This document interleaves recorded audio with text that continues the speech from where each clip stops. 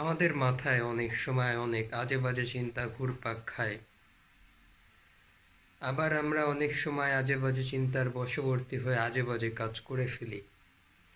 তো এদিক থেকে বোঝা যায় যে চিন্তা এবং কাজের মধ্যে একটা সম্পর্ক আছে, কিন্তু আমরা সেই সম্পর্কটা ধরতে পারি না বলেই আমাদের চিন্তাতেও কোনো নিয়ন্ত্রণ থাকে না, একই সাথে কাজেও কোনো নিয়ন্ত্রণ থাকে না। আপনি যা চিন্তা করবেন, আপনি সেই অনুযায়ী কাজ করবেন, এবং আপনি যেরকম কাজ করবেন সেখান থেকেই আপনার চিন্তা আসবে।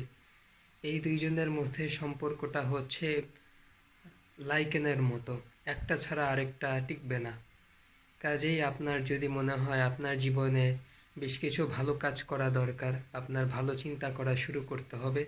আপনি যখন ভালো চিন্তা শুরু করবেন, তখন আপনার ভালো কাজ করার ক্ষমতাও চলে আসবে, আর আপনি ভালো কাজ করলে আপনার ভালো চিন্তা করার অ্যাবিলিটিও আসবে। কাজেই সবার আগে প্রায়োরিটি দিতে হবে নিজের কাজকে।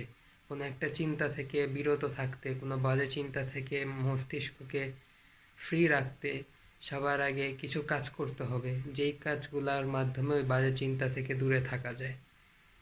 তো এই সম্পর্কটা কিছুটা জটিল, কিন্তু এটাকে সহজভাবে দেখলে বেশ সহজই। কাজেই এই পদ্ধতিটা অ্যাপ্লাই করার মাধ্যমে আপনি যে কোনো রকম বাজে চিন্তা থেকে মুক্তি পাবেন।